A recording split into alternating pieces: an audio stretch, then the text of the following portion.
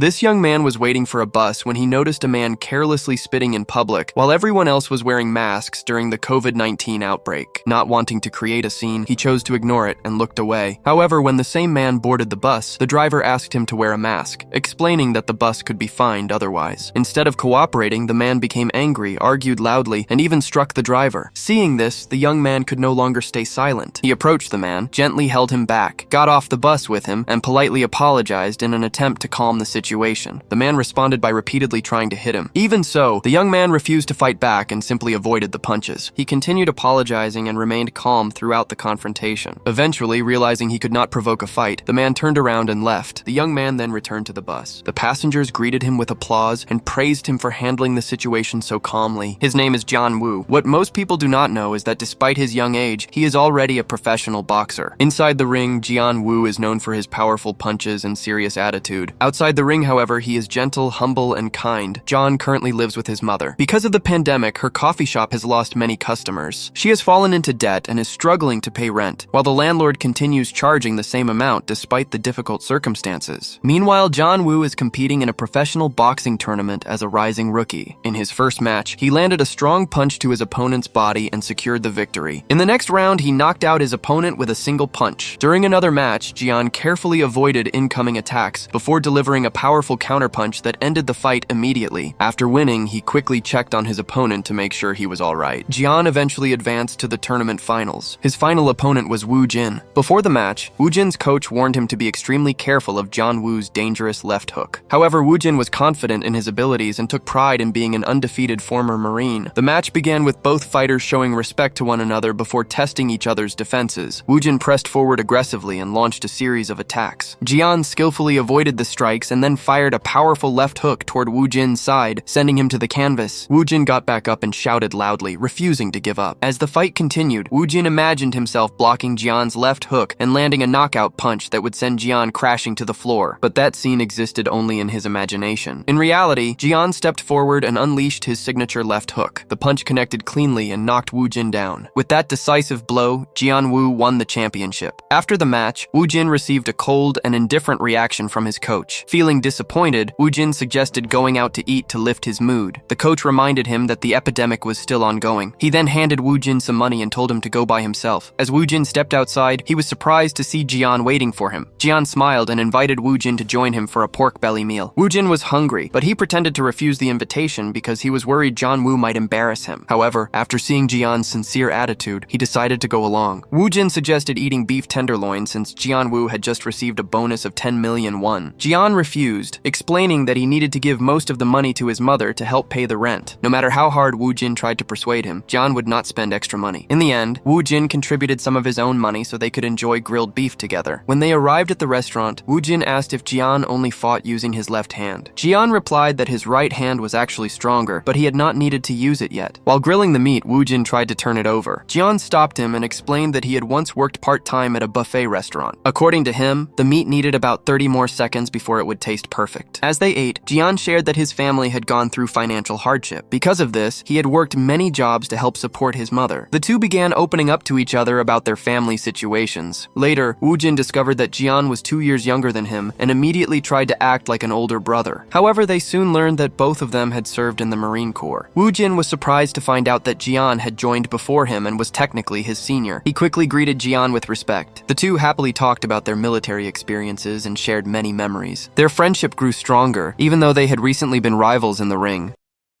Afterward, Jian returned to his mother's coffee shop. When he arrived, his mother was on the phone trying to collect money that someone owed her. As soon as she saw Jian, she ended the call. She warmly hugged him and congratulated him on winning the championship. Jian then handed over the prize money he had received and told her to use it to pay the rent. His mother initially refused to accept it. However, Jian told her that he already understood how difficult things had been for her. Moved by his words, she accepted the money and jokingly promised to pay him back with interest someday. The two closed the shop and happily headed home together. For Jian, spending Spending time with his mother was one of life's greatest blessings, but he had no idea that trouble was already approaching. Meanwhile, a man named Mang Gil was operating a large loan business. His company specialized in sophisticated financial schemes. Taking advantage of the economic struggles caused by the COVID-19 pandemic, he targeted people facing financial difficulties. Mang Gil sent his sales teams to stores and small businesses throughout the city. The representatives introduced themselves as employees of Smile Capital. They claimed to be associated with government-backed programs designed to help people recover from the effects of the pandemic. They offered loans with interest rates that appeared lower than those of traditional banks. Trusting these promises, many shop owners agreed to sign the contracts. One day, Jianwoo's mother was approached by Jun Man, a loyal subordinate of Mang Gil. Using smooth and convincing sales tactics, he encouraged her to take out a loan. Believing the offer would help her overcome her financial problems, she agreed to sign the contract. What she did not realize was that the agreement contained hidden clauses designed to benefit the company rather than the borrower. In Seoul, there was a large building project that remained unfinished. Construction had been suspended multiple times due to the impact of the COVID-19 pandemic. As a result, the management company eventually went bankrupt. The abandoned structure attracted widespread public attention because many people believed it posed a safety risk to the city. Later, the project was purchased by the Link Group. At that time, the conglomerate's eldest son was negotiating with a bank director to secure funding and transform the building into a luxury hotel. A congressman representing the city's mayor also became involved and pushed for the project to move forward. Soon after, Mang Gil, the director of a loan company, arrived at the meeting. He explained that the congressman had introduced him to the project. Mang Gil offered to invest the remaining 100 billion won needed for construction. In exchange, he wanted permission to build a casino on the top floor and a bar in the basement. Later, Mang Gil and his associates held a celebration to thank the congressman for helping him gain access to the project. During the gathering, the congressman received a phone call from the mayor. After the call ended, he announced that the mayor had approved the casino proposal. Mang Gil then presented the congressman with several gold turtle statues weighing a total of 3.7 kilograms. The congressman was delighted by the valuable gift and repeatedly thanked Mang Gil. What none of them realized was that their entire exchange had been secretly recorded by a hidden camera.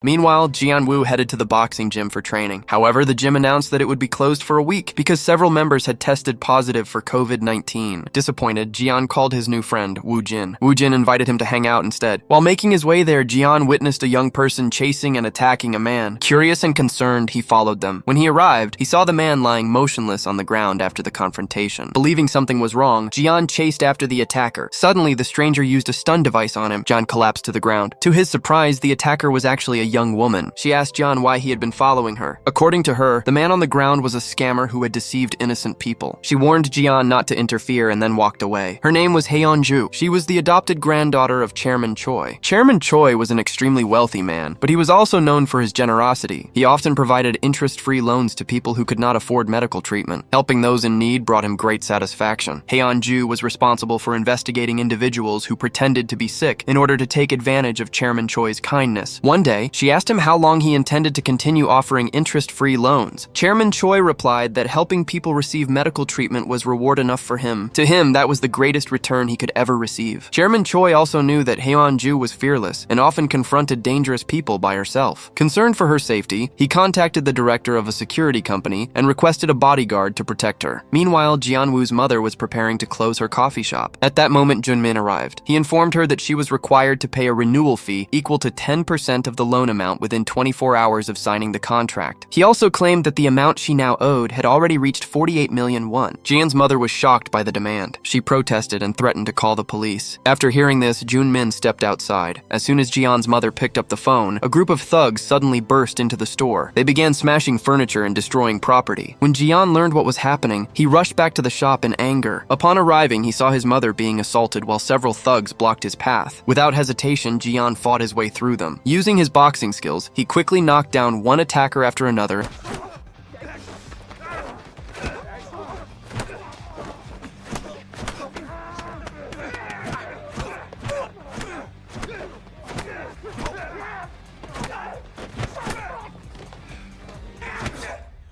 And forced his way inside. Seeing all of his men defeated, Junmin began to panic. John rushed to his mother's side and asked if she was all right. Then he grabbed Junmin by the collar. At that moment, Mang Gil entered the store. He calmly stated that Jian's mother owed money to his company. He demanded that Jian repay the debt. Jian responded by insisting that the damage to the store should be compensated first. In response, Mang Gil ordered his strongest subordinate to step forward. The man's name was Bomb. He was huge, muscular, and seemed almost immune to pain. No matter how many punches Jian landed, Bomb barely reacted. Bomb then charged forward and slammed Jian with a powerful headbutt, knocking him down. However, Jian got back up and fought back fiercely, eventually making Bom's nose bleed. Enraged, Bom grabbed Jian by the neck and launched a brutal attack. The beating left Jian collapsed on the ground. Watching the fight, Mangil smiled. He told Jian that he admired people with courage. Then he made an unexpected offer. Mangil asked Jian if he would consider working for him. Jianwoo responded by spitting directly in Mangil's face. Furious, Mangil pulled out a knife and slashed a line across one side of Jian's face.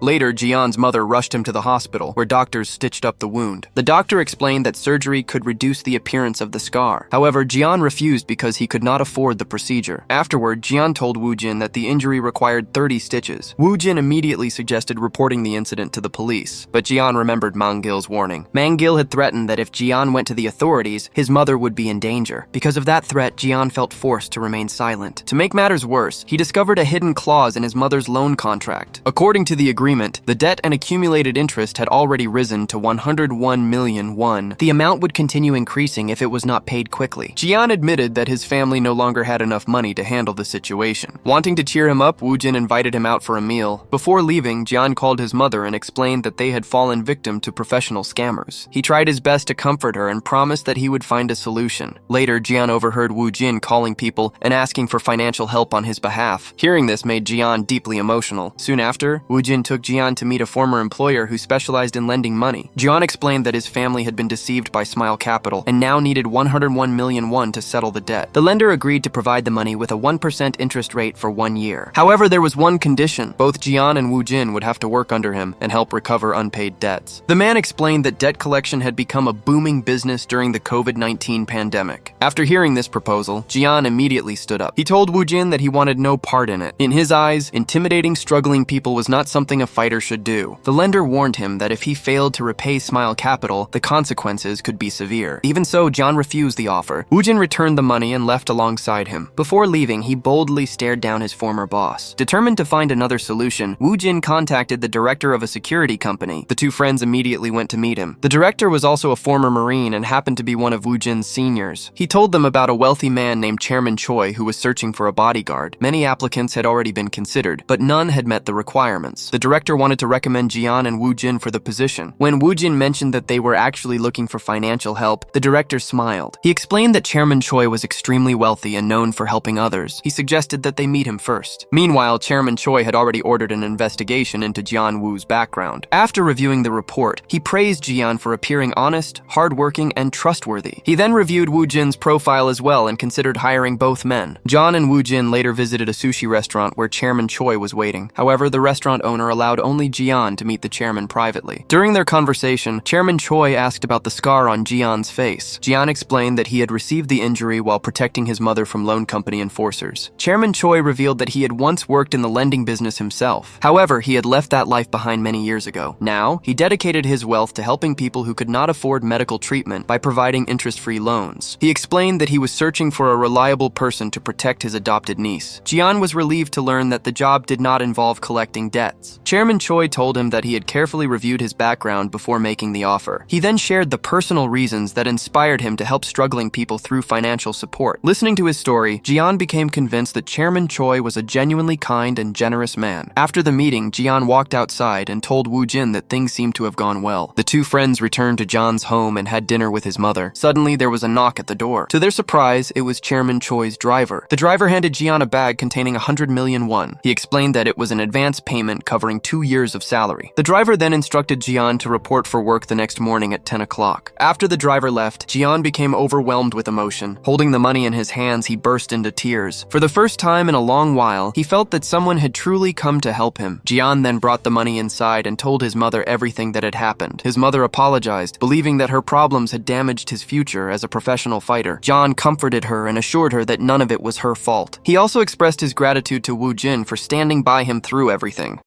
The next morning at 10 o'clock, Jian headed out to meet Chairman Choi and officially begin his new job. Woo Jin wanted to join Jian and work alongside him. When they met Chairman Choi, both of them greeted him respectfully. Woo Jin did his best to demonstrate his abilities and then asked for permission to work together with Jian. Since Chairman Choi had already reviewed Woo Jin's background, he agreed to consider him. However, he explained that he was only responsible for paying the salary. The final decision would be made by his niece, Heon-je. Both young men would need to pass an interview with her before they could be hired. Jian asked what would happen if they failed the interview. Chairman Choi replied that they would have to repay the money he had already given them. Jian became nervous and explained that he had already used the money to pay off his family's debt. Chairman Choi calmly advised them to stay confident and believe in themselves. He then handed Jian a bank card and told the two friends to enjoy a good lunch. Smiling, Chairman Choi added that they should always support each other the way they did now. Later, the two waited in a study room to meet Hyunju. While waiting, Woojin picked up a book from a shelf. To his surprise, he found bundles of cash hidden inside. Curious, he checked another book and discovered that it was also filled with money. The two quickly returned everything to its proper place. While they waited, Jian told Woojin that he had actually met Hyunju before. He explained how he had chased her after witnessing a confrontation and ended up being stunned by her. A short time later, Hyunju arrived. She was unhappy about Chairman Choi's decision to hire bodyguards for her. As soon as the two young men greeted her, she bluntly stated that she did not need protection. Without hesitation, she told them to leave. Her harsh attitude offended Woo Jin, who immediately turned around and walked out. Jian, however, remained behind. Knowing how important the opportunity was, he knelt down and pleaded with her. He explained that he desperately needed the job. His mother had been deceived by Smile Capital, and the debt had grown to more than 100 million won. Chairman Choi had already paid him 2 years of salary in advance, so he could settle the debt. If he lost the job now, he had no idea how he would ever repay that money. At the same time, Hyunju was investigating the illegal activities connected to Smile Capital. After hearing Jian's story, she told him to stand up. She then invited both Jian and Woo Jin to join her for a meal. During lunch, Hyunju explained the case she was working on. The main suspect was a man named Jam Yong. According to her investigation, he had claimed that his mother needed surgery and borrowed money from Chairman Choi before disappearing. As she looked deeper into the case, she discovered that Jam Yong and his accomplices had been impersonating homeless people. They stole identification cards from vulnerable individuals and used those identities to obtain loans from various lenders. Hyunju eventually learned that the group was working under the direction of Jun Min, an associate connected to Smile Capital. Jian immediately recognized Jun Min as the same man who had come to his mother's coffee shop demanding payment. Hyunju then assigned Jian and Woo Jin a task. She wanted them to find out how many identification cards the scammers had stolen. However, she gave them a strict warning. No matter what happened, they were not allowed to reveal themselves. If they interfered, the entire operation could be ruined.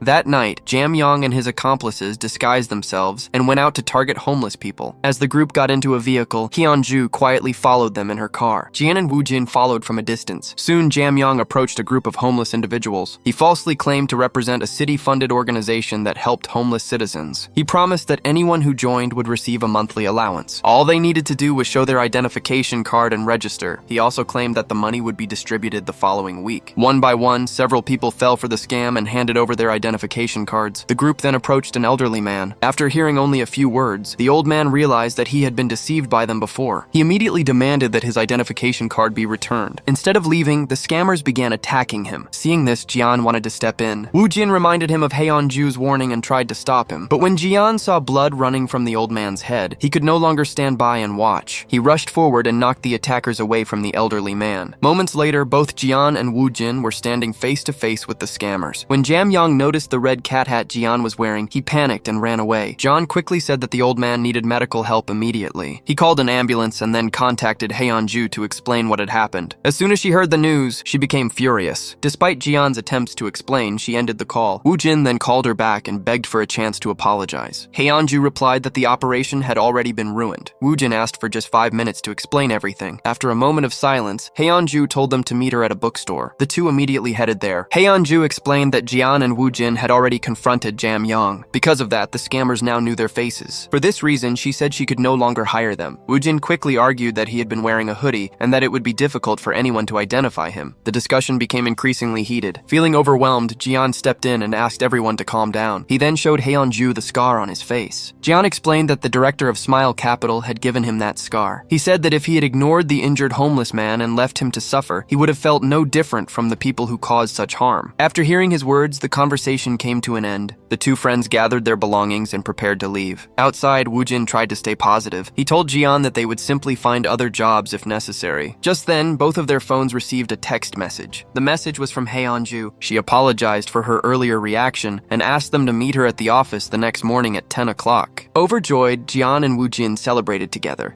Meanwhile, Jam Yong reported the incident to Jun Min from Smile Capital. He explained that someone had been following them while they were targeting homeless people. Jam Yong also admitted that he had previously scammed money from others and had recently been pursued by a man wearing a red cat hat while collecting debts. He pointed out that the same distinctive hat had been worn by the two men he encountered at the bookstore. At that moment, Haeyeonju, Jian, and Woo Jin were inside the bookstore reviewing information about the scammers. While checking the security cameras, Haeyeonju noticed Jam Yong and Jun Min approaching the building. She immediately asked the others how they had been discovered. Without wasting time, she locked the bookstore doors and switched off all visible devices. Outside, Jun Min shined a flashlight through the windows but could not see anyone. He then ordered Jam Yong to kick the door. After staring at the security camera for a moment, the two men eventually left. Once the danger had passed, the trio began discussing how their location had been exposed. They considered several possibilities. Then Jian suddenly remembered something. He suggested that the scammers may have recognized Haeyeonjeon's red cat hat. After all, when Jian had first encountered her and been stunned by her device, that hat had stood out in his memory. The others agreed that the explanation made sense. A short time later, Chairman Choi arrived at the bookstore. He learned that they had secretly followed Jam Yong in an attempt to catch him. This upset him because he had specifically forbidden such actions due to the risks involved. Haeyeonju repeatedly defended her decision. During the conversation, she mentioned Jian's facial scar. Chairman Choi was shocked when he finally saw it clearly. He immediately asked Jian who had caused the injury. Jian replied that the scar had been inflicted by the director of Smile Capital. Chairman Choi then asked for the man's name. Unfortunately, Jian did not know it. However, he remembered one important detail. The man also had a long scar across his cheek. After hearing that description, Chairman Choi became unusually quiet. He told the three young people to go home and rest. Afterward, he privately instructed his driver to investigate whether the director of Smile Capital was actually Mang Gil. Meanwhile, the recent mission had brought Haeyeonju, Jian, and Woo Jin much closer together. The three went out for a barbecue meal. During dinner, Haeyeonju shared more about her past. She explained that she was not related to Chairman Choi by blood. As a child, she had lived in an orphanage supported by him. When she turned 17, Chairman Choi officially adopted her. Later that night, Chairman Choi received a call from his driver. The driver reported that his investigation had confirmed that Mang Gil was indeed the director of Smile Capital. The news brought back painful memories. Years earlier, Chairman Choi had decided to shut down the lending business he had once operated. Among the employees who lost their jobs during that closure was Mang Gil. That same evening, Chairman Choi received another urgent phone call. A security guard reported that intruders had broken into his office. Chairman Choi immediately drove to the building. When he arrived, he discovered that the intruders were Bomb and a skilled locksmith. After opening the safe, they found large amounts of gold and numerous promissory notes worth enormous sums of money. Chairman Choi entered the office alone. Despite his age, he quickly overwhelmed both intruders and knocked them down. He demanded to know who had sent them. Before he could get an answer, Mang Gil suddenly appeared. Without warning, he stabbed Chairman Choi. Even after being wounded, Chairman Choi pulled out a knife and fought back. The struggle continued as both men exchanged attacks. During the fight, Chairman Choi managed to slash Mang Gil across the face. At that moment, Bomb rushed in to assist his boss. Using his immense strength, he grabbed Chairman Choi and hurled him through a window. Chairman Choi fell from a great height to the ground below. Believing the fight was over, Mang Gil and his men gathered the valuables from the office. They then poured gasoline throughout the room and set the place on fire. However, when Bomb looked down from above, he could no longer see Chairman Choi anywhere. Mang Gil then set fire to the office in an attempt to destroy all evidence connected to the incident.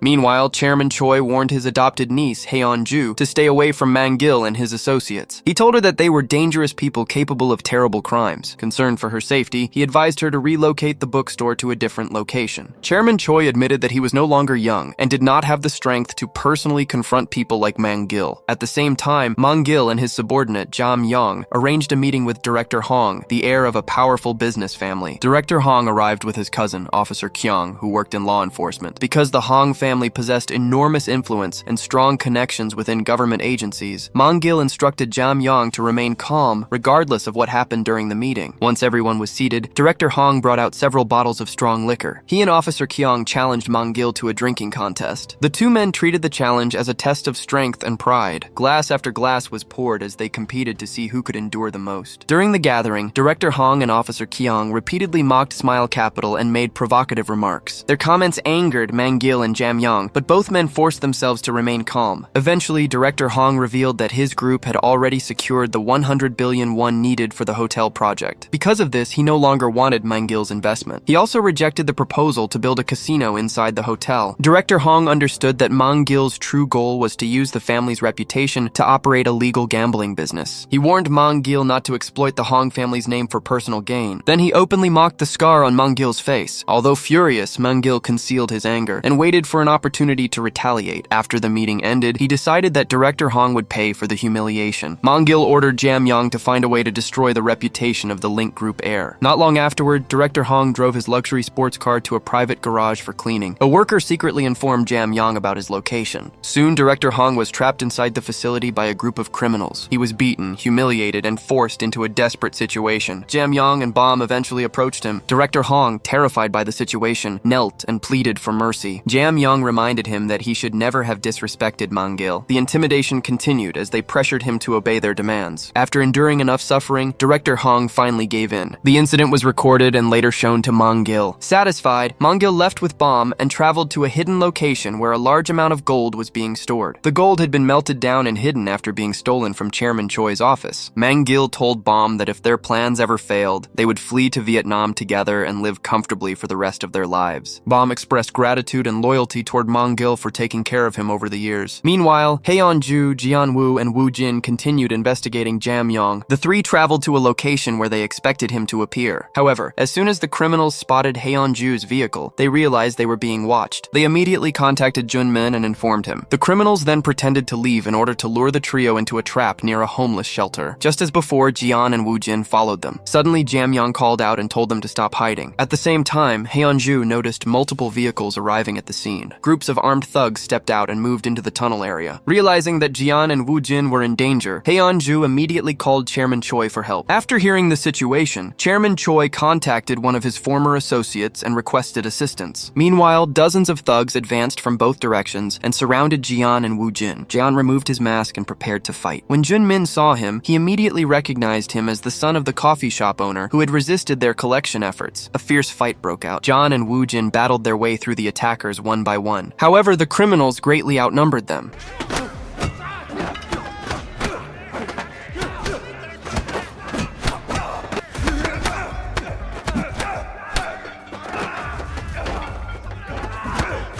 During the struggle, Woo-jin was struck in the head and collapsed. Seeing his friend fall, Jian fought even harder to protect him.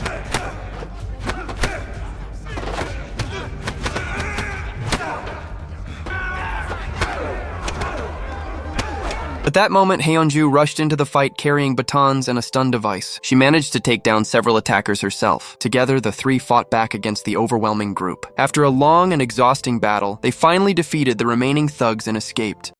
Later that night, inside the house, Jian's mother was asleep. Suddenly, she heard noise coming from outside and woke up. At first, she thought her son had returned home from work. However, two thugs and Jam Young suddenly entered the house. They subdued her and attempted to take her away. Just then, a mysterious man appeared and knocked out one of the attackers. He immediately turned and took down the second thug as well. When Jam Young saw the skilled stranger, he quickly grabbed Jian's mother and tried to escape. The attacker who had been knocked down earlier attempted to fight back, but the mysterious man defeated him again and continued the pursuit. Realizing he could not get away, Jam Young shoved Jian's mother to the ground and fled. The mysterious man caught up to him and struck him with a knife. He then overpowered Jam Young and severely injured both of his legs, preventing him from escaping. Meanwhile, another man entered the tunnel where Jian and his friends had recently fought the thugs. When he arrived, he discovered that the situation had already been handled. As he was leaving, someone attempted to block his path. The man quickly dealt with the obstacle and continued on his way. These two mysterious rescuers were Yang Jung and Du Young. Both had once been trusted subordinates of Chairman Choi before retiring from active service. After the attack, Janwoo's mother was taken to Chairman Choi's residence for protection. Soon afterward, Jian, Woo-jin, and Heyeon-ju also arrived. When they met Chairman Choi, he scolded them for acting recklessly. He warned them not to involve themselves with dangerous people like Mong-gil and his organization. Chairman Choi also announced that Jian's mother would temporarily stay at his orphanage, where she would be much safer. Meanwhile, Mong-gil visited the hospital to check on his injured subordinates. The doctor informed him that Jam Young had suffered severe injuries to both legs. Jam Young explained that he had been attacked by an expert who was highly skilled with knives. He also mentioned that the weapon looked like a sashimi knife. After hearing this description, Mong-gil smiled knowingly and left the hospital. The mysterious attacker was Yang Jung, who now operated a sushi restaurant. He and Du Young had once been two of Chairman Choi's most trusted right-hand men. After Chairman Choi asked for their help, both men decided to step out of retirement. They were determined to help deal with Mong-gil and honor the people who had suffered because of him. Back at his company, Mong-gil gathered his three most trusted trusted subordinates. He informed them about the mysterious men who had attacked his people. Mang-gil revealed that years ago, Chairman Choi had employed 10 elite enforcers. After Chairman Choi's organization collapsed, most of those men had disappeared. However, 2 highly skilled veterans remained. According to Mang-gil, the person who injured Jam Yong was almost certainly one of those 2 men. Meanwhile, Chairman Choi's driver, Yang Jung and Du Young, sat together to plan their next move. They investigated the backgrounds of Mang-gil's key subordinates and discussed how to deal with each of them individually. Later, Yang Jung asked Chairman Choi what should be done with the large amount of money stored inside the bookstore. Chairman Choi replied that the money had to be moved immediately because the location had already been exposed. Yang Jung suggested assigning the task to Jian, Wu Jin, and Heon-jo. He pointed out that the 3 had already proven themselves by defeating a large group of attackers. Chairman Choi agreed with the idea. While the 3 friends were enjoying a meal prepared by Jian's mother, Heon-ju received a message from Chairman Choi. The instructions were simple. They were to go to the bookstore late the following night, collect all the money, and transport it to a secure location. That evening, the trio prepared for the task. They loaded supplies into 2 vehicles and headed toward the bookstore. After arriving, they entered the building and began preparing the money for transport. Unknown to them, one of Jam Yong's associates had secretly followed them while carrying a knife. Inside the bookstore, Hyun-ju carefully packed the money into large cardboard boxes. Meanwhile, Jian and Woo Jin headed to the storage area to retrieve a cart. While monitoring the security cameras, Hyun-ju noticed suspicious movement outside. A closer look revealed that Bomb had quietly entered the warehouse. Realizing something was wrong, she rushed toward the area. Before she could reach it, Jam Young's associate struck her from behind. She fell to the ground. Hyun-ju attempted to use her stun device to defend herself. However, the attacker grabbed it and turned it against her, causing her to lose consciousness. At the same time, Bomb entered the warehouse and confronted Jian and Woo Jin. Although Bomb was incredibly strong, he now had to face 2 skilled fighters at once. A fierce battle followed. After a long struggle, Jian and Woo Jin finally managed to bring Bomb down. Even after Bomb collapsed, Jian continued attacking him in a burst of anger. At that moment, the situation threatened to spiral out of control. Woo Jin stopped John Woo before he could lose control. The 2 then used zip ties to restrain Bomb. A short time later, Jam Yong's associate carried Bomb away from the area. Meanwhile, Heon-ju regained consciousness. She suddenly bit her captor hard on the back, causing him intense pain. The surprise attack forced him to let go and she fell to the ground. Heon-ju quickly grabbed a knife lying nearby and picked up a baton. Without hesitation, she confronted Jam Yong's associate. He underestimated her abilities and assumed she would be easy to overpower. Instead, Heon-ju used a series of precise and skillful moves to defeat him. After gaining control of the situation, she unlocked her restraints and then secured her attacker instead. The 3 friends regrouped and returned to the bookstore to continue moving the money. However, they soon discovered that their prisoner had escaped. After freeing himself, he contacted Mang-gil. At the time, Mang-gil was enjoying a night of entertainment. The injured man reported that he had been badly hurt and needed medical treatment. Mang-gil showed little concern for his condition. Instead, he ordered him to contact the rest of the organization and immediately deal with Jian Woo's group. Soon, a large group of criminals headed toward the bookstore. Realizing they had little time, Jian, Woo Jin, and Heon-ju hurriedly packed the money into cardboard boxes and loaded them into their vehicles. Once the first vehicle was full, Heon-ju remembered that there was still a safe upstairs containing a huge amount of money and valuables. She and Woo Jin rushed upstairs to retrieve it. They quickly filled 2 bags with gold coins and ran back outside. By the time they returned, the gang had already arrived and blocked both vehicles. The 3 friends jumped into their cars and sped away. Jam Yong and the others immediately gave chase. During the pursuit, the attackers repeatedly rammed Heon-jeon's car. Fortunately, her high-performance vehicle allowed her to keep control. At one point, she struck Jam Yong's car and forced it out of the chase. He quickly switched to another vehicle and continued pursuing them. When the chase entered an underpass, Jian drove in front while Heon-ju stayed behind to block the attackers. Whenever the pursuing vehicles tried to pass, she cut them off. Eventually, she accelerated and collided with one of the gang's cars. The impact caused the vehicle to overturn. However, Heon-jeon's own car was badly damaged and could no longer continue. She and Woo Jin grabbed the bags of gold and escaped on foot. When Jian saw what had happened, he quickly cleared space inside his vehicle by moving some of the boxes of money. This created enough room for his friends. Meanwhile, the criminals continued chasing them. As they ran, Heon-ju and Woo Jin realized the gold bags were slowing them down. To increase their speed, they abandoned the bags and continued toward Jian's vehicle. They finally reached the car, jumped inside, and sped away from the pursuers. Later, Yang Jung informed Chairman Choi that the group had been attacked. He also reported that the valuables stored in the safe had been lost. Chairman Choi's first concern was whether the young people had been injured. When Jian, Woo Jin, and Heon-jo arrived at his residence, Heon-jo immediately apologized for losing the contents of the safe. Chairman Choi barely mentioned the money. Instead, he focused entirely on making sure she was unharmed. His concern deeply touched her. Meanwhile, Bom regained consciousness. Using all of his strength, he broke free from the restraints and escaped from the warehouse. He then took a taxi to a private hospital owned by Mang-gil for treatment. Do-young secretly followed him and discovered the hospital's location. Doctors later confirmed that Bom had suffered a serious ear injury. At the same time, Mang-gil ordered Jun-min to investigate the bookstore owner in hopes of locating Chairman Choi. Back at the residence, Chairman Choi spoke privately with Jian Wu. He thanked both Jian and Wu Jin for everything they had done. He explained that since they had entered his life, his granddaughter seemed much happier. Chairman Choi then revealed that Jian's debt had already been cleared. Because of this, Jian no longer needed to work to repay the 100 million won. Chairman Choi considered the money a reward for helping protect and transport the bookstore funds. He also promised to invest in a new coffee shop for Jian's mother. Despite the generous offer, Jian said he wanted to continue helping Chairman Choi fight against Mang-gil. Chairman Choi told him that it was unnecessary. However, Jian insisted that he wanted to repay the kindness he had received.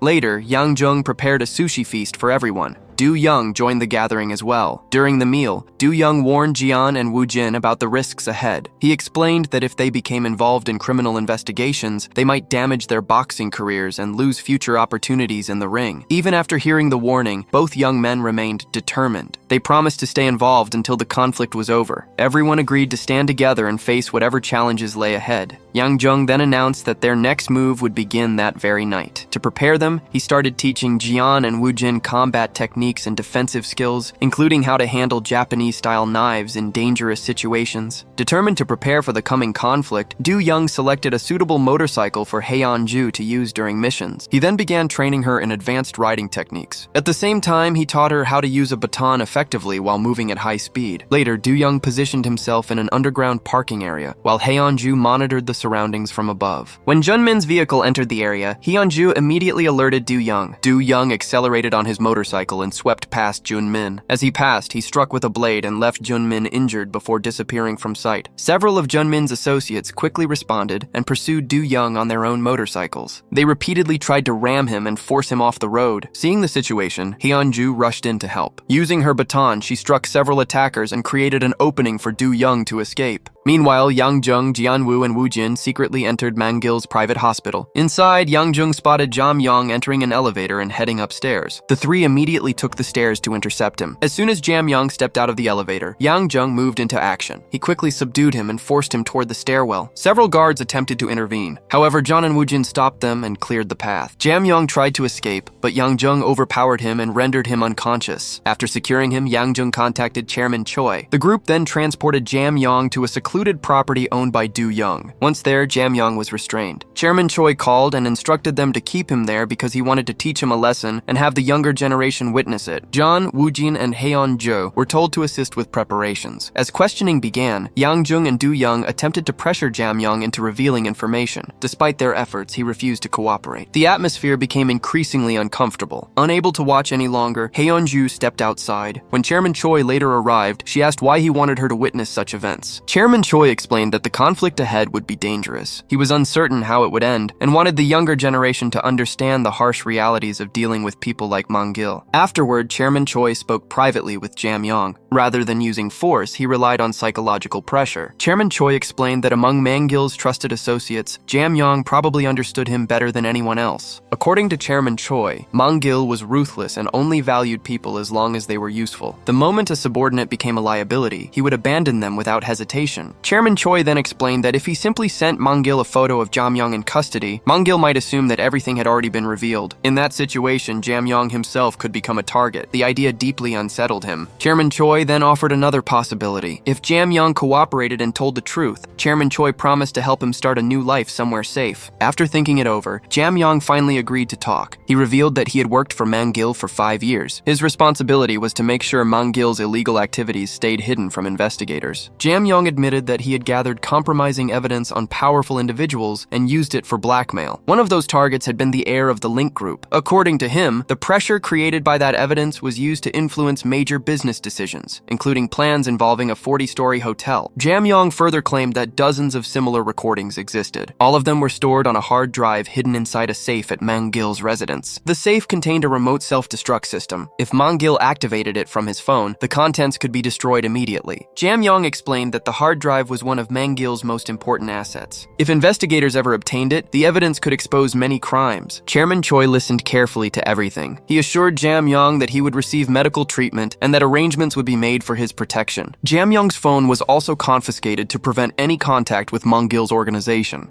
Chairman Choi then asked another important question. He wanted to know where Mang Gil had hidden the stolen gold. Jam Yong replied that only Bom knew the answer. According to him, Bom was completely loyal to Mang Gil and would never reveal the location willingly. Elsewhere, Mang Gil went to meet Director Hong, who was speaking with his cousin, Officer Kyong. During the meeting, Mang Gil brought up the recent attack on one of his subordinates. He claimed that a man on a motorcycle had carried out the assault. Mang Gil then urged Officer Kyong to investigate and find the attacker's whereabouts. Mang Gil read the motorcycle's license plate number to Officer Kyong and gave him 5 hours to identify the rider. He threatened that if the investigation failed, a compromising video involving Director Hong would be released online. To make sure no one interfered, Mang Gil also confiscated Director Hong's phone. Meanwhile, Yang Jung and Du Young drove Jian Woo and Woo Jin home. During the trip, they explained why Mang Gil was so determined to open a casino inside the Link Group's hotel. According to them, Mang Gil wanted to use the reputation of the powerful business family to operate a legal casino. He then planned to connect the casino to his lending business. The more people gambled, the more people would fall into debt. As a result, his profits would continue to grow. Woo Jin asked whether the casino would only be open to foreign visitors. Yang Jung immediately replied that Mang Gil had never cared much about following regulations. At the same time, Chairman Choi was speaking privately with Heon Ju in another vehicle. He revealed that Mang Gil had stolen 20 billion won from him in the past. Chairman Choi then recalled a promise he had made. If everything was resolved and life returned to normal after the pandemic, he planned to take Heon Ju to Rome. He joked that he might even send her 2 bodyguards to accompany her. The conversation became warm and cheerful as they discussed future plans. Later, Chairman Choi invited everyone to his home for a small celebration. The group gathered to review recent events and discuss their next steps. Meanwhile, Officer Kyong worked tirelessly to identify the motorcycle rider. Back at Chairman Choi's house, everyone agreed that locating Mang Gil's hidden hard drive was the key to bringing him down. Feeling optimistic, they raised their glasses and celebrated their progress. Most of the adults enjoyed drinks together. John and Woo Jin, however, chose soft drinks instead. As the evening continued, Yang Jung and Du Young sat down for a private conversation. During the discussion, Du Young revealed that he would become a father in 2 months. Yang Jung was surprised and jokingly scolded him for not sharing the news earlier. He then handed Du Young some money and told him to buy healthy food for his wife. After the gathering ended, Du Young took a taxi home. Elsewhere, Director Hong continued pressuring Officer Kyong to find the motorcycle rider before the threatening video could be released. After hours of reviewing surveillance footage, Kyong finally found something useful. He spotted 2 motorcycles entering a particular property. He recorded the address and immediately contacted Mang Gil. As soon as Mang Gil received the information, he mobilized his men and headed there. Inside the property, the group searched for clues. They discovered a photograph of Du Young and his wife. They also noticed signs suggesting that someone had recently been held there. Nearby, Mang Gil spotted a bucket containing salt water. This led him to suspect that Jam Yong had already revealed important information. Soon afterward, one of the men found a photocopy of Du Young's identification card. With a possible lead in hand, the entire group headed toward Du Young's home. Late that night, Du Young and his pregnant wife were asleep when they heard a knock at the door. A voice from outside claimed to be a neighbor. As his wife approached the entrance, Du Young became suspicious. He looked through the crack in the door and immediately realized that criminals had arrived. Without hesitation, he rushed his wife back inside. He briefly considered escaping through another route. However, his wife was pregnant and could not move quickly enough. Du Young told her to call the police. Then he embraced her and placed a hand on her stomach. Knowing the danger ahead, he silently said goodbye to both his wife and unborn child. Moments later, the attackers broke through the glass door and stormed inside. Du Young fought back fiercely. Using knives and household objects, he managed to stop several intruders. Despite his efforts, the overwhelming numbers eventually brought him down. He was struck repeatedly and seriously injured. His wife cried helplessly as the attackers took control of the house. Mang Gil then entered. He told Du Young that his family could be spared if he revealed Yang Jung's location. Even in terrible pain, Du Young refused to cooperate.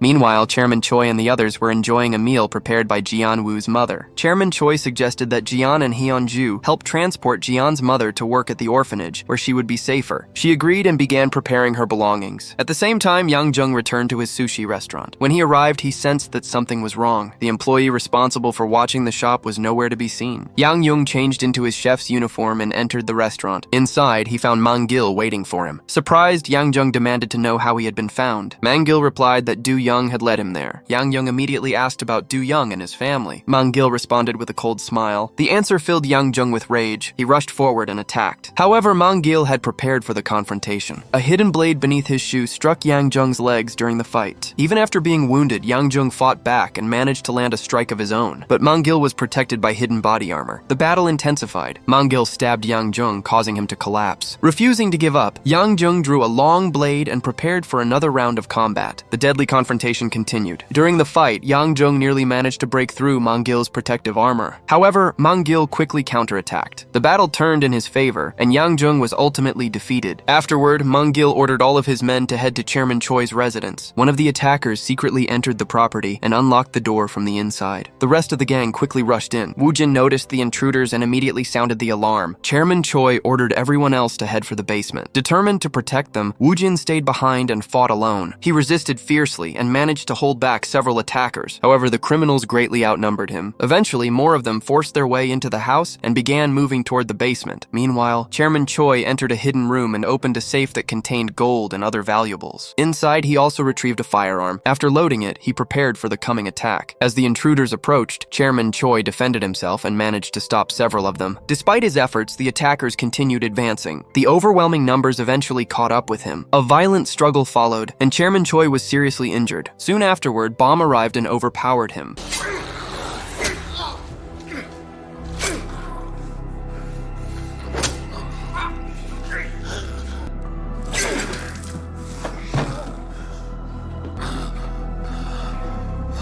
Moments later, Mang-gil entered the room. He stood before Chairman Choi and looked at the gold stored inside the safe. The two men exchanged a final conversation. In the end, Chairman Choi lost his life. Afterward, Mang-gil and his men took the gold and set the house on fire to destroy any remaining evidence. Later, Jian-woo and Hyun-ju returned to the property. By the time they arrived, the house was already engulfed in flames. John rushed inside and managed to carry Woo-jin to safety. Meanwhile, Hyun-ju made her way to the basement. There, she discovered that Chairman Choi was gone. Overcome with grief, she broke down in tears while holding him. As the fire continued spreading, Jian was forced to pull her out of the building. Woo-jin was rushed to the hospital. He had lost a dangerous amount of blood. Unfortunately, the hospital was facing a blood shortage because of the ongoing COVID-19 situation. Without hesitation, Jian volunteered to donate blood. Even after the nurses warned him that more blood was still needed and that he had already given enough, Jian continued begging them to help save his friend. He explained that he was a boxer and could endure it.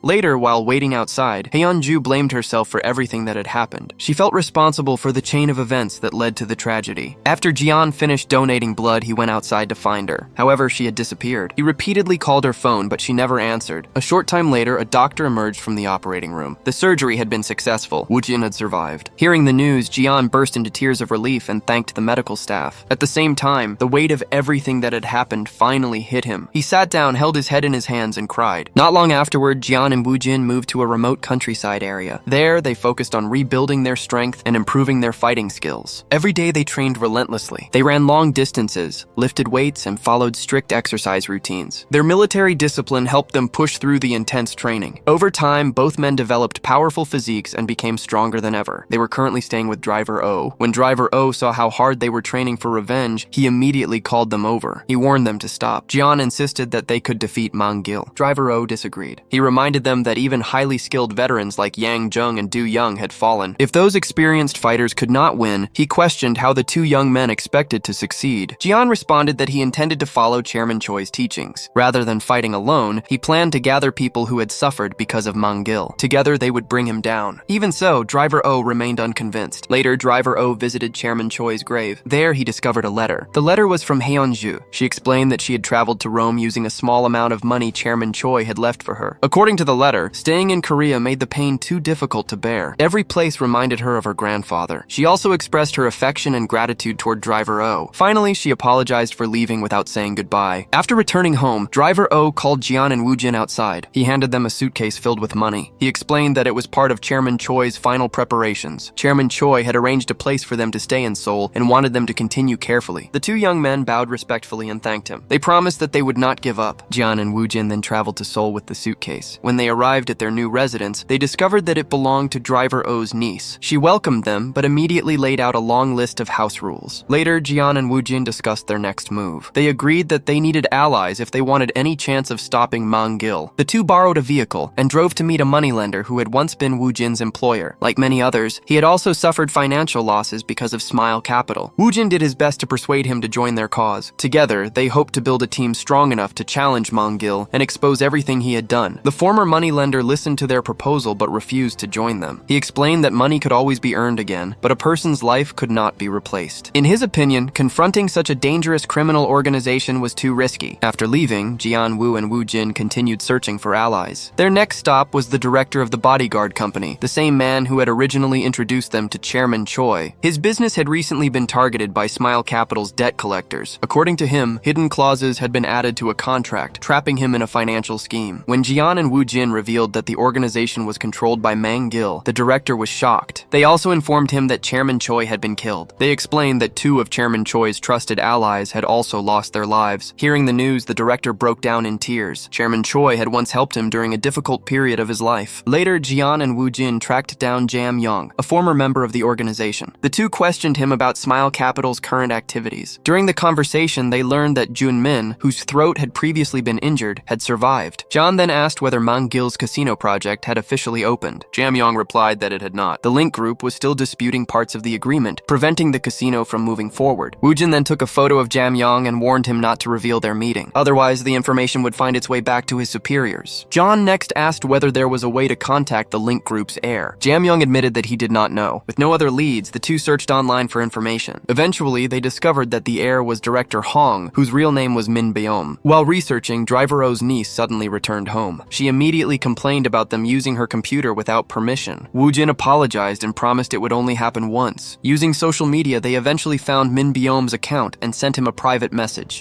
Meanwhile, Min Beom was meeting with Mang-gil. The meeting quickly became tense. Mang-gil criticized him for failing to finalize the casino agreement. Min Beom explained that his father still had not approved the project. Mang-gil responded with threats. He warned that if the agreement was not completed, he would manipulate the contract himself. He also threatened to release embarrassing footage and destroy Min Beom's reputation. After the confrontation, Min Beom returned to his car and broke down emotionally. At that moment, he received a mysterious message. The sender claimed to know where the hard drive containing the damaging footage was hidden. The message also promised help in bringing down Mang-gil. Min Beom immediately showed the message to Officer Kyung. Kyung advised him to meet with the sender. Soon afterward, Min Beom and Kyung arranged a meeting with Jian Woo and Woojin at a bar. Both men enjoyed drinking and insisted on welcoming their guests properly. Woojin explained that he had suffered a serious injury and could not drink alcohol. Jian also tried to refuse. However, Kyung insisted that they share a few drinks together. Eventually, Jian agreed. To everyone's surprise, Jian had an extremely high alcohol tolerance. While the others became increasingly intoxicated, he remained calm and clear-headed. As the night continued, Min Beom finally opened up. Overcome with emotion, he spoke honestly about the pressure and suffering he had endured. He explained how Mang-gil had used compromising material to control and manipulate him. At one point, he even tearfully referred to Jian as family. The next morning, Min Beom and Kyung woke up with little memory of the previous night. Jian explained that they had all ended up resting at the same location. The four men later gathered around a table and shared a simple meal of instant noodles prepared by Jian and Woojin. After breakfast, they began discussing a strategy to stop Mang-gil. Together, they met at the Link Group building and reviewed possible plans. Their goal was to gain access to Mang-gil's phone and use it to neutralize the hard drive containing his secret files. A hacker assisting the team explained that there were two possible methods. The first option was to connect Mang-gil's phone to the building's Wi-Fi network and gain access that way. The second option involved having him scan a COVID-19 check-in QR code upon entering the building. If he used his phone to scan the code, they would have an opportunity to access access the device remotely. Min Byum worried about what would happen if Mang Gil discovered the plan. His fear of Mang Gil was obvious, and he remained extremely nervous. Officer Kyung pulled him aside and tried to reassure him. Soon afterward, the team finished preparing cameras and other technical equipment needed for the operation. Meanwhile, Mang Gil arrived at the building to finalize discussions with Min Byum. As he entered the lobby, a staff member politely asked him to scan a COVID-19 QR code before proceeding. Mang Gil scanned the QR code with his phone as requested. However, the hacker could not find the security application they were targeting. Hyung Woojin and Jan Woo immediately became worried. Meanwhile, Mang Gil entered the meeting room and shook hands with Min Byum. Min Byum looked extremely nervous whenever he faced Mang Gil. As the team monitored the situation, one of the officers noticed something important. Mang Gil was carrying two phones. The device he had used to scan the QR code was not the one they needed to access. The hacker quickly explained that they now had to find another way. Their new objective was to make Mang Gil connect the correct phone to the building's Wi-Fi network. Min Byum entered the surveillance room. Kyung explained the situation and said they needed his help. He suggested that Min Byum privately ask Mang Gil to delete the compromising video before signing the contract. At first, Min Byum refused. He admitted that he was terrified of Mang Gil. Just seeing him made his hands and legs tremble. Kyung encouraged him and promised to support him. Jan also reassured him and said they would protect him. Gathering all his courage, Min Byum returned to the meeting room. He asked Mang Gil to speak with him privately. During their conversation, Min Byum demanded that the video be deleted before any agreement was signed. Mang Gil claimed that the file was stored at home and would be removed after the contract was completed. Min Byum refused to accept that answer. He accused Mang Gil of trying to deceive him. In response, Mang Gil took out his phone and opened the video. He pretended he was about to delete it. However, Min Byum insisted on handling the process himself. Otherwise, he said he would not sign the contract. For the first time, Min Byum openly stood up to Mang Gil. He warned that a single phone call could trigger an investigation into the company and lead to massive tax audits. Mang Gil smiled and seemed impressed by his newfound confidence. He then handed over the phone. The moment Min Byum received it, he connected it to the building's Wi-Fi network. The hacker immediately announced that he had located the security application. He quickly gained access to the system connected to the safe. Within moments, he was ready to execute the operation. After receiving confirmation from the team, the hacker activated the process. At Mang Gil's house, the hard drive hidden inside the safe was destroyed. Kyung celebrated the success of the operation. He told Jian and Woo Jin that they could now search Mang Gil's phone for evidence and potentially bring him to justice. Min Byum thanked Jian for helping him overcome his fear. He even offered to pay for surgery to remove the scar on Jian's face. Jian politely refused. He explained that the scar reminded him of everything he had been through. Because of it, he had met many important people and become stronger. Elsewhere, Mang Gil was celebrating the successful contract signing with his associates. When he returned home, he noticed a strange burning smell. Suspicious, he rushed to the safe. Opening it, he discovered that the hard drive inside had been completely destroyed. Furious, Mang Gil shouted in anger.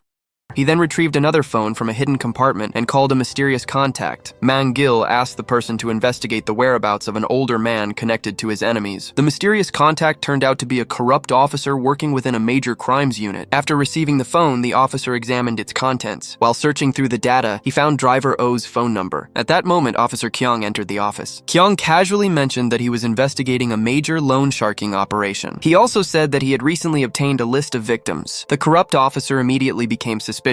As soon as Kyung left, he secretly contacted Mang Gil. He informed him about the ongoing investigation. Mang Gil ordered him to find out exactly who was involved. He also asked how soon they could locate Driver O. The officer replied that he should have the information by the following morning. Satisfied, Mang Gil promised a reward and ended the call. After obtaining Driver O's location, Mang Gil's men began searching for him. They questioned people throughout the area and used intimidation to gather information. Eventually, they visited a rice shop. The owner recognized Driver O and mentioned that he often delivered supplies there. Following the lead, the gang headed toward Driver O's residence. Meanwhile, Jian and Woo Jin continued questioning Jam Young. They wanted information about Bomb, the powerful enforcer who knew where Mang Gil had hidden Chairman Choi's stolen gold. Jam Young demanded 1 million won in exchange for the information. Unexpectedly, Jian offered him only a small amount instead. The discussion continued as they searched for new leads. Suddenly, they received a call connected to Bomb. Shortly afterward, they were shown a photograph of Driver O being captured. The situation immediately became urgent. A message instructed them to come to a shopping mall within an hour. The caller warned them not to involve anyone else. At the same time, Driver O's granddaughter prepared to take action. Determined to rescue her grandfather, she grabbed her bow and arrows. Having competed in major archery tournaments, she was highly skilled. When Jian and Woo Jin suggested that she stay behind, she demonstrated her abilities. After seeing her accuracy and confidence, the two realized she was serious about joining the mission. Woo Jin immediately contacted the director of the bodyguard company and asked for help. As soon as he heard the situation, the director removed the cast from from his injured arm. He prepared himself for battle and quickly joined Jianwu's group. The four of them split into two teams and entered the building from different directions. Jianwu and Wu Jin entered through the main entrance. Meanwhile, Bomb ordered his men to eliminate them. Without hesitation, Jian and Wu Jin fought back. The two worked together and defeated the attackers one after another. The remaining thugs became frightened when they saw how skilled the pair were. Fighting with nothing but their fists, Jian and Wu Jin pushed forward through the building. At the same time, Damon provided support from above using her bow. Her precise shots prevented several enemies from advancing. One of the gang leaders attempted to reach her position. However, the director of the bodyguard company intercepted him. After defeating several more opponents, Jian finally reached Bomb. He stepped forward and landed a powerful punch that knocked Bomb to the ground.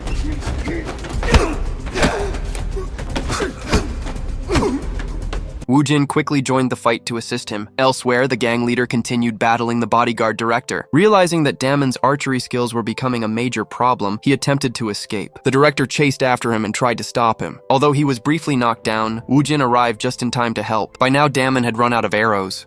Back on the main floor, Jian continued attacking Bomb with a series of precise strikes. The attacks left Bomb stunned. However, Bomb managed to grab Jian and put him in a chokehold. Jian fought his way free and knocked him down once again. At the same time, Wu Jin defeated the gang leader. After the battle ended, the group tied both men up. They questioned the captured leader and demanded to know where Driver O was being held. The bodyguard director threatened him with harsh consequences if he refused to talk. Terrified, the leader finally revealed the location. The group loaded both prisoners into a vehicle. Jian then asked the bodyguard director to stay behind and continue questioning Bomb. Their goal was to learn where Mang-gil had hidden Chairman Choi's stolen gold. Meanwhile, Jian, Wu Jin, and Damon headed toward the fish farm mentioned by the captured leader. They hoped to rescue Driver O before it was too late. On the way, Jian contacted Officer Kyong and informed him of the location. After hearing the news, Kyong contacted one of his sources and requested immediate assistance. Unfortunately, the source was secretly working for Mang-gil. The moment he received the information, he alerted Mang-gil. Realizing the danger, Mang-gil ordered his men to clean up the area and move Driver O before anyone arrived. As a result, when the authorities reached the fish farm, they found nothing. Soon afterward, Jian's group arrived as well. They handed the captured gang leader over to Kyong. Jian explained that some of the criminals had escaped earlier and likely warned their superiors. Meanwhile, the bodyguard director continued interrogating Bomb. Despite all efforts, Bomb refused to reveal the location of the stolen gold. When Jian returned, the situation suddenly changed. Bomb injured himself in a desperate attempt to avoid questioning. Jian immediately ordered Wu Jin to call an ambulance. The bodyguard director became frustrated. He pointed out that if Bomb died, they might never learn where the gold was hidden. Jian replied that no piece of information was worth a person's life. Elsewhere, Kyong stopped at a coffee shop to buy a drink. Unbeknownst to him, someone had tampered with it. After taking a few sips, he began feeling dizzy. Suspicious, he returned to the shop and discovered that the real owner had been restrained. Realizing he had been poisoned, Kyong rushed to find help. He asked for salt and used it to force himself to vomit, reducing the effects of the poison. At the same time, Mang-gil launched another attack. He sent people to target two members of Kyong's investigation team. Their involvement in the case had made them targets. Not long afterward, Jian received a phone call from Mang-gil. Mang-gil ordered him to come to the fish farm at 9 o'clock that night. He warned Jian not to involve the police. If he did, Driver O would pay the price. Mang-gil also claimed that he had already dealt with Kyong and several of their allies. He warned Jian not to try any tricks. Finally, he threatened Jian's mother before ending the call. After hearing the conversation, Damon insisted on coming along. Jian pulled Wu Jin aside to discuss the situation. He explained that if anything happened to Driver O, he did not want Damon to suffer another heartbreaking loss. Wu Jin understood his concerns but disagreed. He reminded Jian that their earlier setbacks happened because they had been separated. This time, they needed to stay together. According to Wu Jin, their best chance of success was to fight as a team. Eventually, the three agreed on a plan. They drove to the fish farm to confront Mang-gil. Some allies remained outside to provide support and watch the surroundings. Jian and Wu Jin entered the facility together. Inside, Mang-gil was already waiting. Driver O could be seen lying on the ground nearby. At Mang-gil's command, the remaining thugs moved into attack. Without hesitation, Jian and Wu Jin charged forward. Working side by side, they began defeating the attackers one after another. Mang-gil realized that his men could not stop Jianwu and Wu Jin. Seeing his situation worsening, he grabbed Driver O and held a knife to his neck. He ordered Jian and Wu Jin to stop moving. Then he commanded his remaining men to attack them. At that moment, Damon raised her bow and prepared to fire. She shouted for Jianwu and Wu Jin to get down. A second later, she released an arrow that struck Mang-gil in the shoulder. Taking advantage of the distraction, Jian and Wu Jin quickly defeated the remaining attackers. Mang-gil was rushed to a vehicle by his subordinates, and they escaped from the scene. As a result, the group successfully rescued Driver O. Shortly afterward, the police arrived and arrested the criminals who had been left behind. During the investigation, officers discovered evidence that connected the fish farm to several serious crimes. The location had been used for illegal activities carried out by Mang Gil's organization. The authorities also searched Mang Gil's home. Only his wife was present at the time. Inside the house, investigators discovered numerous phones belonging to victims. Further investigations exposed the corrupt officer who had been secretly helping Mang Gil. He was arrested on charges related to bribery and other crimes. Meanwhile, Mang Gil had disappeared and became a wanted fugitive. Min Beom admitted that he could not sleep peacefully while Mang Gil remained free. Jian promised that they would continue searching for him. Jian believed that Zhang Do, one of Mang Gil's former associates, might know how he planned to escape the country. After looking into Zhang Do's whereabouts, the only lead they found was his bank account. Jam Yong suggested a clever plan. He told them that Zhang Do was likely desperate for money. If they transferred funds to his account and included a phone number in the transaction details, he would probably make contact. Jian asked how much money they should send. Jam Yong suggested 10 million won. The plan worked. Shortly after the transfer, Zhang Do called back. He immediately recognized Jian as one of Chairman Choi's former allies. Jian explained that Mang Gil was now a wanted man and that they needed help locating him. Zhang Do listened carefully before asking how much he would be paid. Jian asked him to name a price. Zhang Do demanded 1 billion won and gave them 4 days to transfer it. Jian and Wu Jin checked the money driver O had given them. Unfortunately, they only had around 300 million won. With no other choice, they approached Min Beom for assistance. Min Beom worried that Zhang Do might take the money and disappear. Jian replied that if Zhang Do betrayed them, he and Wu Jin would track him down themselves. After hearing Jian's confidence, Min Beom agreed to help. Once Zhang Do received the payment, he kept his word. He gathered information and eventually contacted Jian. Zhang Do revealed that Mang Gil planned to leave the country by train before continuing his escape route toward Ho Chi Minh City. According to him, Mang Gil had already arranged protection through corrupt contacts abroad. Zhang Do also provided the phone number of a railway employee who could help them. After receiving the information, Jian and Wu Jin said goodbye to driver O and Daman. They then set off on their final mission. Using the contact they had been given, the two managed to secretly board a ship connected to Mang Gil's escape route. Once on board, they searched every section of the vessel. While exploring the ship, Wu Jin encountered several of Mang Gil's remaining associates. Using quick thinking and his fighting skills, he managed to neutralize them. Soon afterward, Wu Jin came face to face with Bomb. A fierce fight broke out between them. Bomb used his strength to throw Wu Jin down a staircase. Despite the setback, Wu Jin recovered quickly. Using the narrow environment to his advantage, he avoided Bomb's attacks and eventually landed a powerful knockout punch. Bomb collapsed and could no longer continue fighting. Meanwhile, Jian finally found Mang Gil. The moment he saw him, Jian charged forward. A brutal fight followed. Realizing that he was losing, Mang Gil attempted to escape. He drew a knife and continued resisting. At one point, he struck Jian and knocked him down. However, Jian refused to give up. He climbed back up and continued pursuing him. After an intense struggle, Jian gained the upper hand. When Mang Gil tried to attack again, Jian countered with a series of powerful punches.